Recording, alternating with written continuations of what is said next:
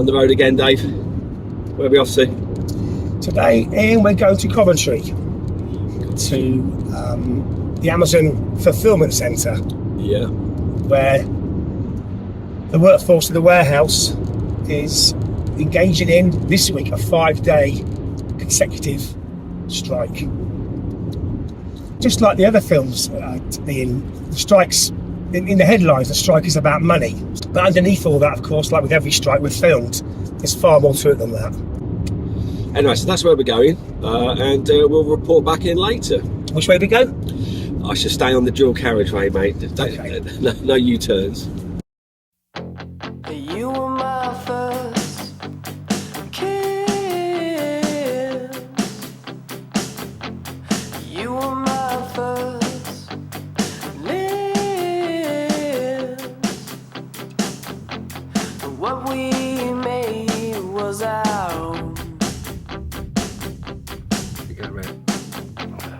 I went home and I told no one. Working Voices live in Coventry. We're here today to record and experience an historic event. This is day 3 of a 5-day strike by the work. So obviously they gave us the wage increase on the 4th of August. They announced it, and it fired a lot of people up. There was an automatic walkout. People literally went sat in the canteen for 5 hours refusing to work. There was about 500. In the media, it's always about pay. We always talk about pay. Yeah. You know from my experience that underneath the surface, there's lots of other things usually. Yeah. They'll boil to the surface at some point around pay. Yeah. And then manifest themselves in a strike or industrial action. They'd worked all through the pandemic, and a lot of the companies we were dealing with through that period were furloughing people or getting less people in so as they could social distance, and in here they were just packing them in like sardines. They made billions and billions of profit through that pandemic at the risk of our members' health. So I think after that they expected some loyalty from the company.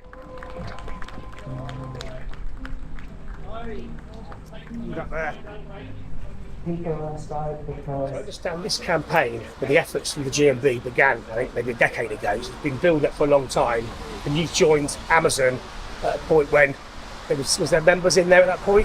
Yeah, we had. I think we had about 30 members originally, and there's like 1,500 people in there. So if you think now, it was like one in 50 people was a union member, and then obviously when they insulted us with the wage increase.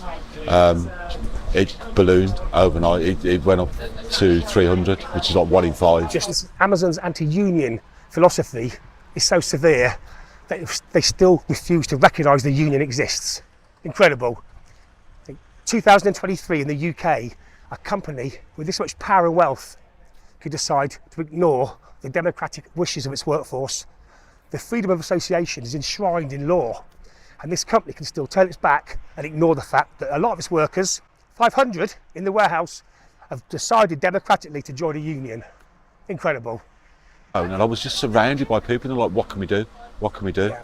And we just signed up so many people then, and we just keep growing. I keep saying this is a movement, and it really does feel like a movement now.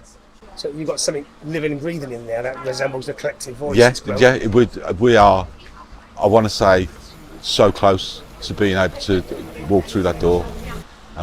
So it's just little victories we're getting all the time. Right. But all it does is inspire people now to join the union, because it's like they're doing stuff for us. Yeah, it's work. I mean, I was questioned once when COVID was in full flow. They allowed us to take our phones in, but we weren't allowed to use them. And my phone rang. I mean, I've got 2 little kids, and this is at home. And my phone rang, vibrated because it was a message. And I just quickly took it out, just to have a glance at it. And the manager come past and he said, "Is that an emergency?" And I said, "I don't know." Until I answer it, I don't know. And he went, "Well, don't do it again."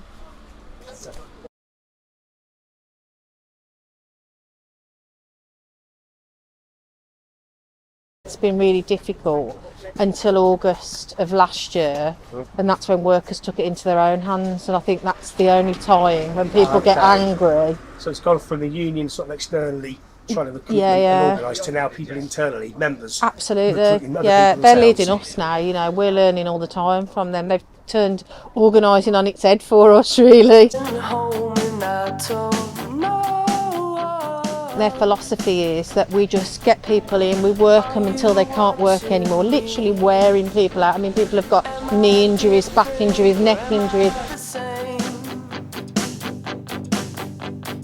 And you don't have to say Not just here in this country, this is globally, wherever Amazon is, it's the same treatment. Those three little letters, GMB, is resounding in that building, which is a great feeling. thought I saw you the other. They made it clear that if you were talking about the union on the shop floor, it would lead to disciplinary action. They made no secret of it. But you look the same. Well, I make wishes late in the day. You're 6 feet under and you're safe. The Coventry workers are setting an example, I think, for Amazon workers around the world in uniting in their unions and standing up for strong wages and better conditions. But the fight is actually very similar all around the world. Amazon workers face the same challenges, whether in Germany, in the US, in India, in the Middle East, all over the world. And that's why, I'm here to support the Coventry workers. So these guys are not alone. No, Not alone. They're part far of a bigger from it. movement. And I'm here with Gary Smith, the General Secretary of the GMB Union. Gary, it's a great turnout.